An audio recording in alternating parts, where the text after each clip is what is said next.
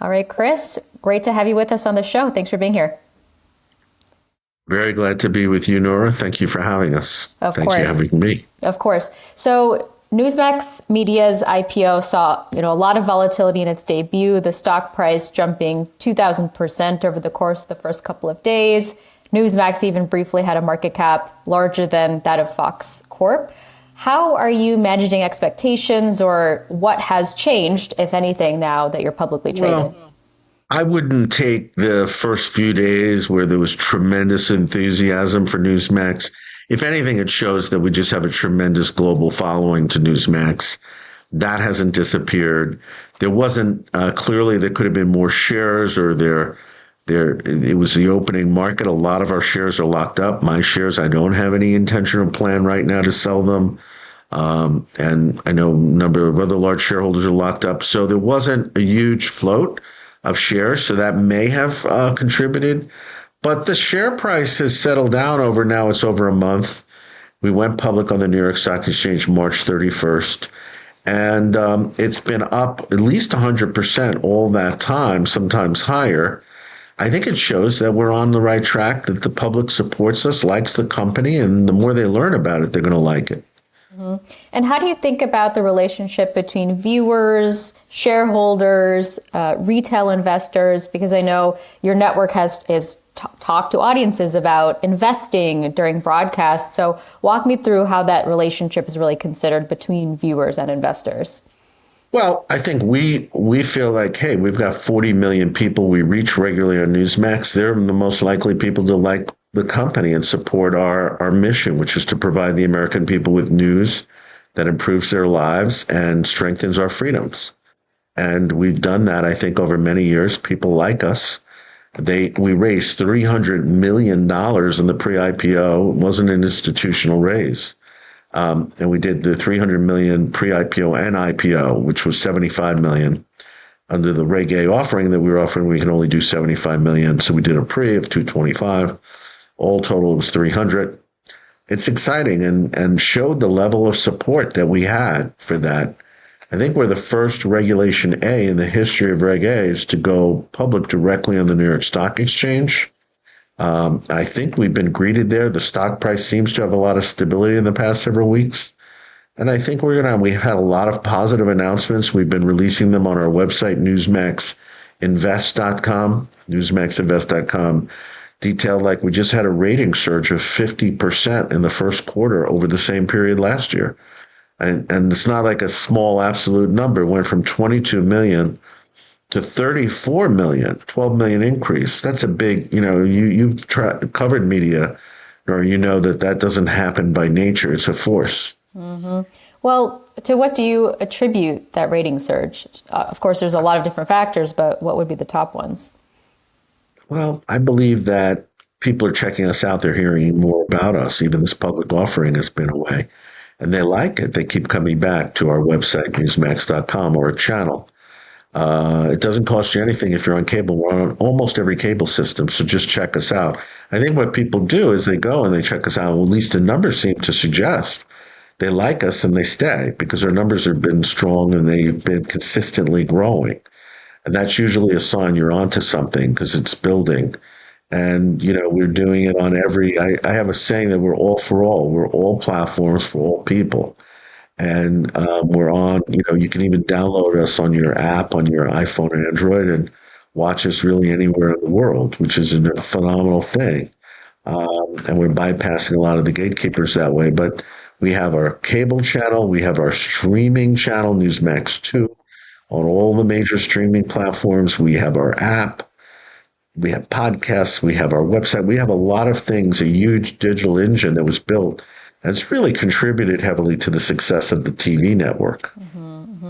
As you think about this digital engine, the fresh capital you've raised, what is the company's path to profitability? I understand there's a $72 million net loss in 2024. So walk me through how all these pieces sort of fit together to lead to profitability. Well, as you're building a major cable channel, I think we did it relatively on the cheap. I think if you look back, Murdoch and others have spent billions of dollars building out their channel. We've done for a fraction what they spent billions on.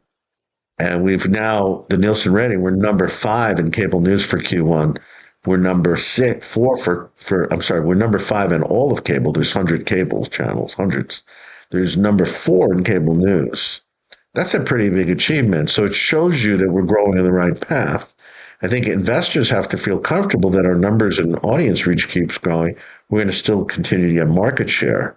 Revenues have been growing very strongly. We're up 300% in the past several years in revenue growth. And we think that will continue, not maybe at that rate, but we do believe we'll continue seeing growth. We're going to have more guidance on that. I've been told to hold on the guidance as we just became public, but I will be coming. Last year, we did have a loss. I think there were a number of one-off legal settlements and other things that contributed to that. We believe that on an adjusted EBITDA basis, that we were net positive in the Q4 of last year.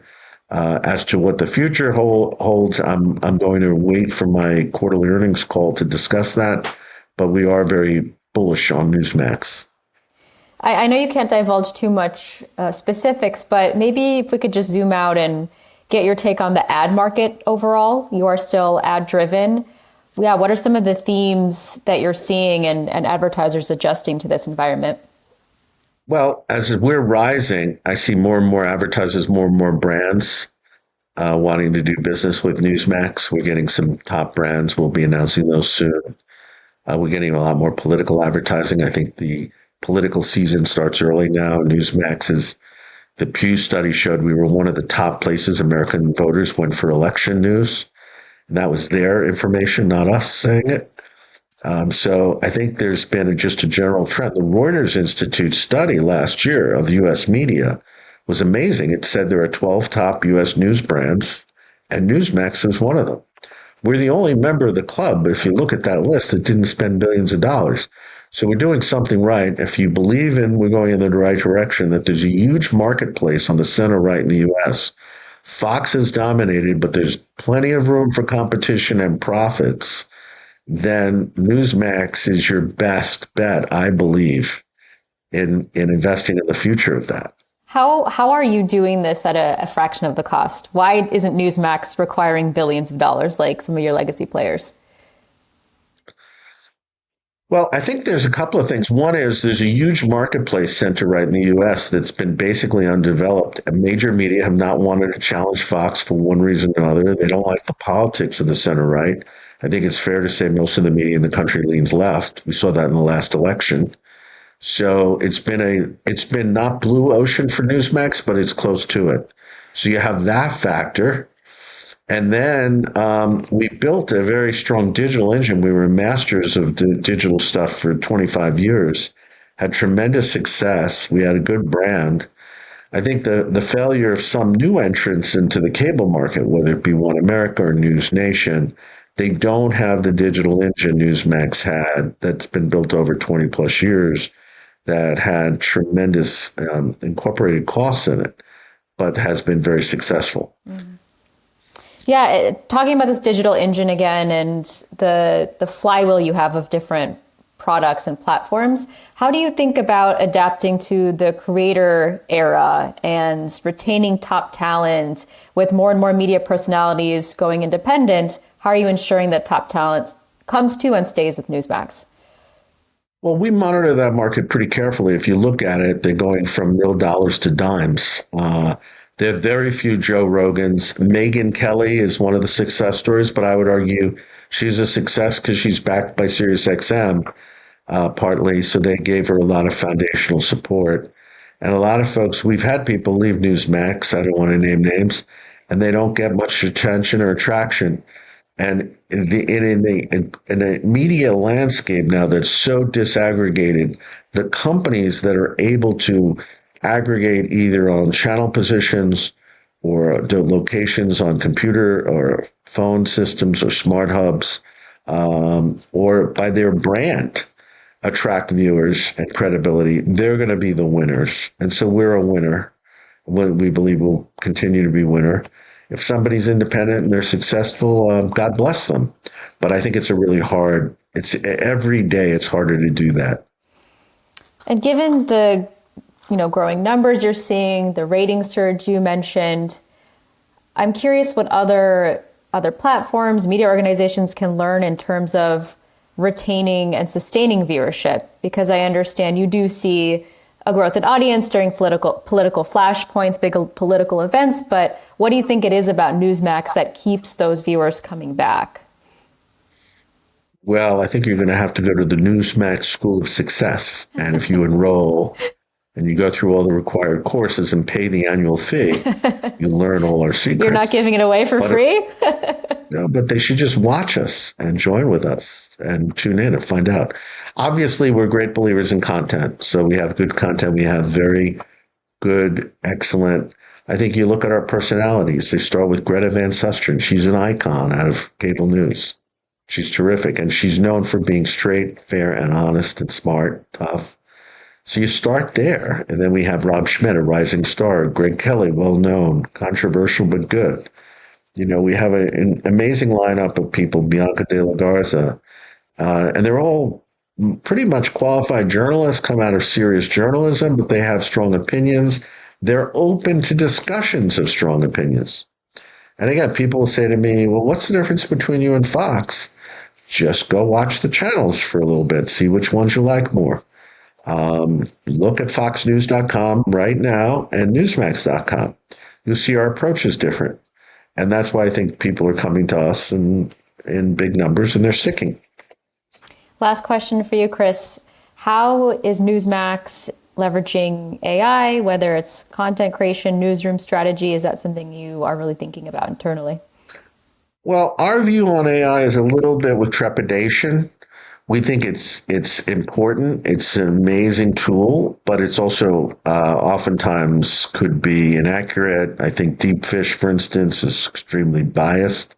Doesn't give accurate information, for example, on China and the current regime there. So I think you look at it, but if you can use it and it helps facilitate production without harming accuracy and integrity, and I think it can be used. And I think everybody is using it to one degree or another for gathering information. We just feel we keep warning all our journalists and producers, please check the information. All right, Chris, we will leave things there. Thank you so much again for joining us today. Thanks for the time. And please check us out on newsmaxinvest.com, and you can join the news revolution too. Sounds great. Thank you, Chris.